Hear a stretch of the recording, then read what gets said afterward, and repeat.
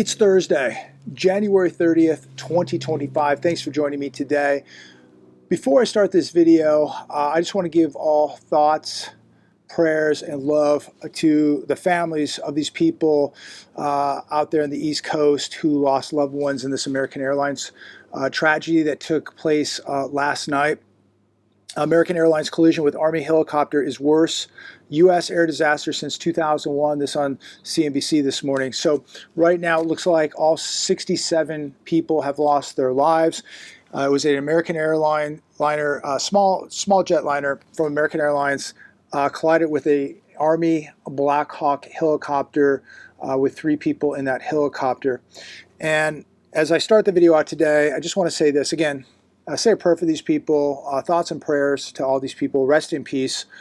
It's another reason why we shouldn't take life for granted. We shouldn't take today for granted.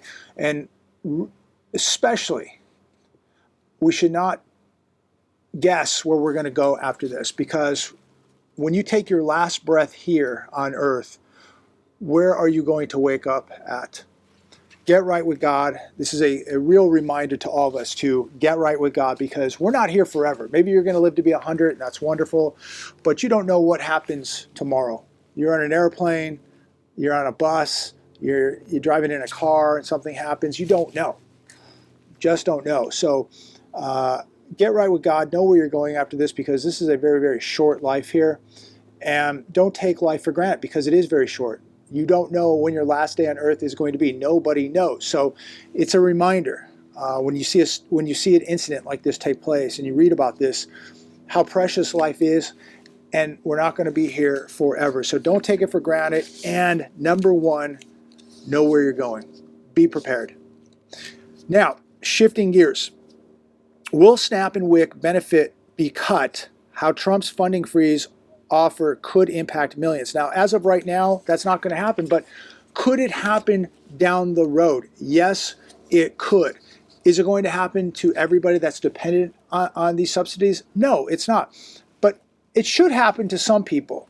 When you have grown, able-bodied Americans, some who are very educated, have degrees, when these people believe that they should just have the taxpayer take care of them and feed them, these are the people really who should not be getting these benefits. There are people that need help. There is no doubt about that. And those people should get the benefits. There's a lot of able-bodied people, grown adults, who are in perfect physical shape, who refuse to go to work and would rather have you and me pay for them. I think those people should not be getting subsidies. We got some choppers flying over. Looks like Highway Patrol, possibly. I've watched some of these videos also where people actually brag that they're getting $2,000, $3,000 a month in food stamps. This is absolutely atrocious. These people should not be getting this. And we shouldn't have to take care of other people's kids. If you decide to have kids, why should I have to take care of them? If you decide to go get a degree, and you sign on the dotted line, why should I have to pay for your college education? People must begin to take responsibility for themselves, and this administration may force people to do just that. And I applaud them for doing that. There's too many people out there that can go get a job today and refuse to do it because they'd rather have the taxpayer take care of them. And again, I realize there are people that need the help and they should be getting the help.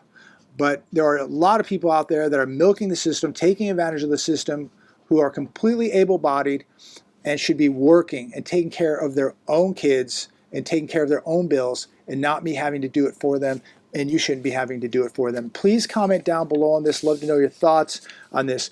We're watching this administration. It's like a wrecking ball.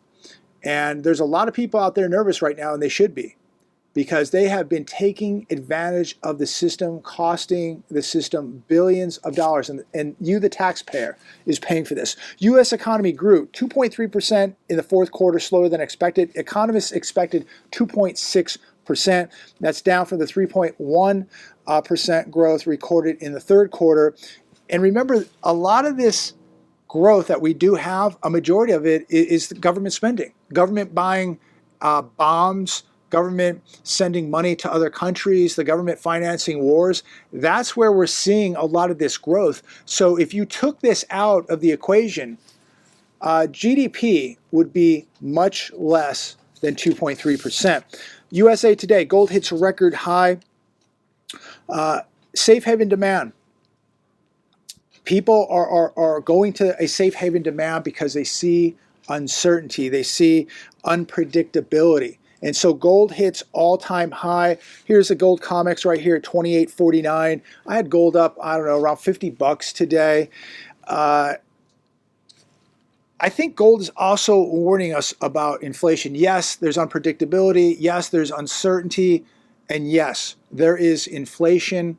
And I think that inflation is going to be increasing. But think about, why is gold hitting another all-time high? Very, very interesting. If you don't have any, you're on the fence, you don't know where to get some, go to my link down below. SD Bullion, great place, who I've been dealing with for 7 years. I know a lot of people were telling us gold was going to go back to $800 an ounce. I don't see it happening. Why? There's way too much global debt. There's too much U.S. debt. There's too much uncertainty. And I think that there's a very, very good chance that maybe we see one rate cut this year. Maybe we don't see any.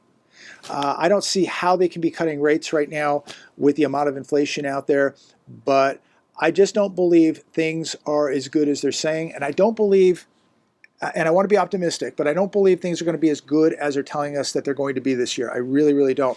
UPS shares tank 14% after weak guidance, plan to slash Amazon deliveries by more than half. Amazon is going to control more of its deliveries. And I think that this means that there's a very, very good possibility that you're going to see layoffs over at UPS. So let me know your thoughts on that. But that's a 14%. That's a pretty good clip today. Apple misses on iPhone revenue, sees 11% drop in China sales. You know, it's not just America buying things. China is a huge country, and they buy a lot of stuff, and they buy a lot of iPhones, and they're buying less. And no matter what anybody says, China is going to be a huge world player here. They're consuming, they're buying, they have an enormous economy. And we just think that we're the only ones here in the world buying stuff. The world is emerging. China is a massive, massive economy. And I think at this point, we have to realize that it's probably the biggest economy on planet Earth. They make everything, they're producing everything, literally. So many countries dependent on China. If China pulled the plug and stopped delivery of pharmaceuticals and cheap goods, half the world would just collapse overnight. Here's one on Reuters today. Trump says U.S. could soon put 25% tariffs on goods from Mexico and Canada. I was just watching Fox Business about 20 minutes ago, and apparently this could go into effect tomorrow. He's saying he's going to do it tomorrow. And he says that right now that these countries are not taking care of their borders. And until they do, they're getting slapped with a 25% tariff. So tomorrow could be very, very interesting. And that would, I think, shock the markets. So we'll see. I mean, I don't know. Maybe it'll change tomorrow. But he says that this could take place tomorrow. We shall see. Pending home sales dropped sharply in December as mortgage rates surge back over 7%. This on CNBC today. It is not looking good for the housing market. Signed contracts dropped a sharp 5.5% in December from the previous month and fell 5% from the prior year. Home builders are going to have to get extremely aggressive and continue these mortgage buy-downs if they're going to continue to sell homes. And this is affecting their bottom line. This is affecting their margins. And we have more and more new homes coming on the market. More existing homes are coming on the market. And you're going to see more sellers with existing homes chasing the market down because they've waited over the past year. thinking they were going to get a 2022 number. The FOMO is over, ladies and gentlemen. If you're a seller and you think you're going to get what you thought you could get in 2022, it is over. The FOMO is over. You are now chasing the market down. And there was another article today on The Hedge, the perverse incentives depreciating your house.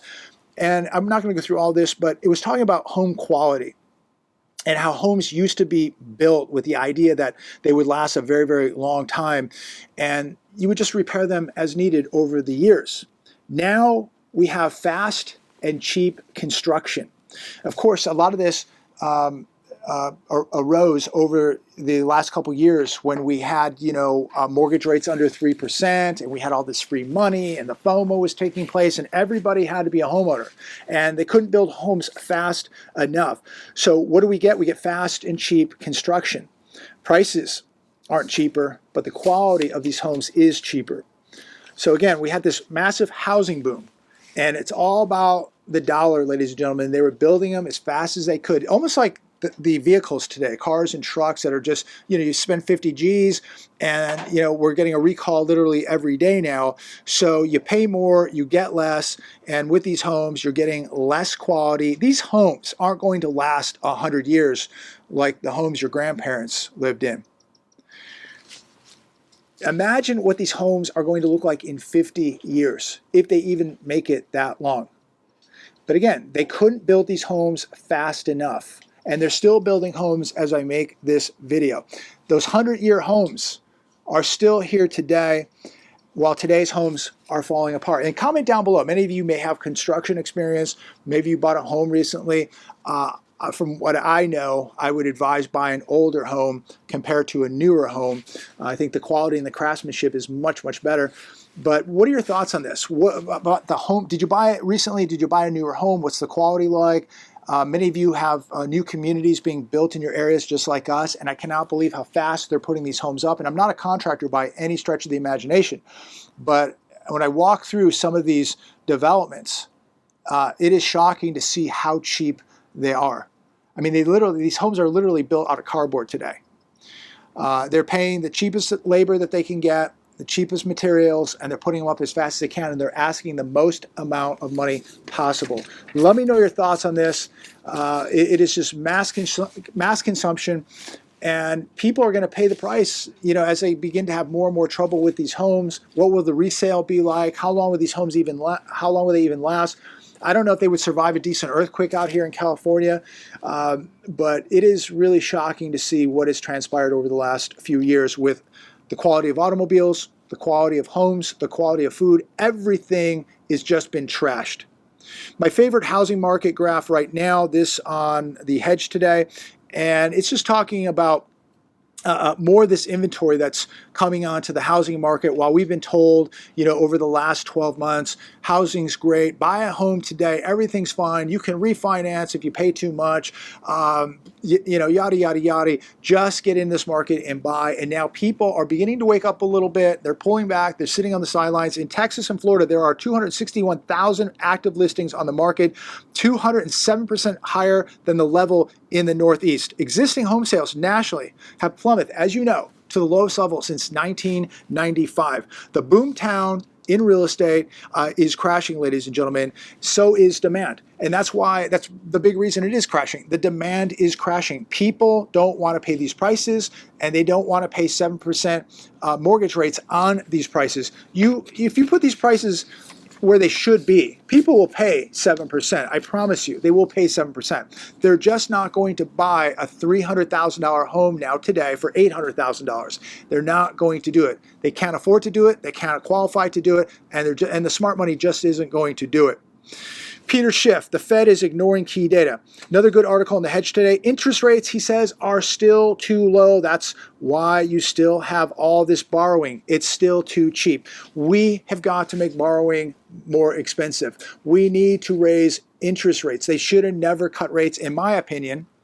They should not have cut rates at all. And they're cutting rates before we were even close to 2%. Why would they do that? They were trying to juice the markets, and that's exactly what got us into this mess in the first place. Jerome Powell making big mistakes here, cutting rates before they even hit 2%. I think that's a big, big problem. We'll see how it plays out.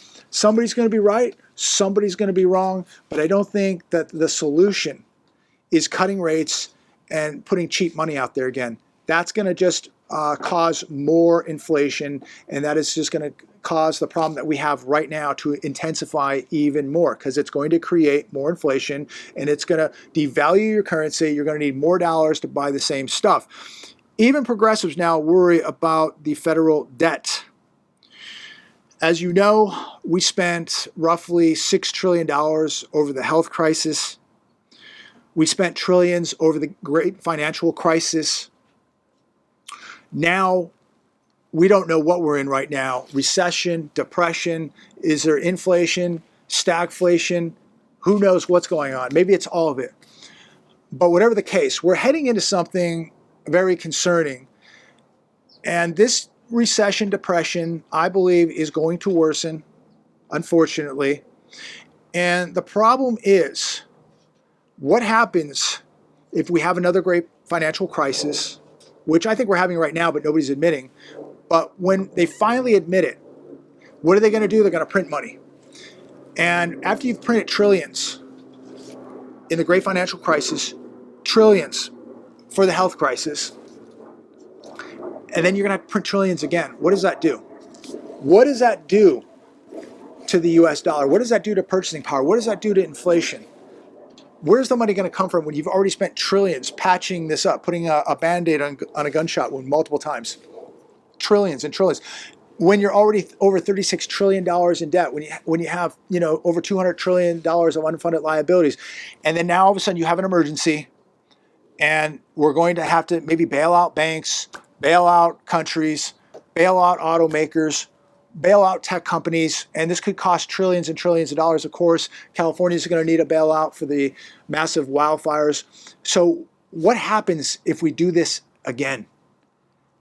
This is going to be catastrophic, because I don't even know if we can. Maybe we can't do it. And so what if we cannot do it? What if we cannot bail out the economy, bail out other countries, bail out the banks, the tech companies, the automakers? What if we can't bail them out? What happens? Because we've already spent all this money since 2008. I don't know. If you know, please comment down below. I'm going to leave it there today. Thanks for tuning in. Please like, share, subscribe. God bless. Say a prayer for these people in this tragic airline crash, and the people that were flying in the Apache there. Who knows? We don't know whose fault it was. At this point, I guess it doesn't really matter, because these people are all gone.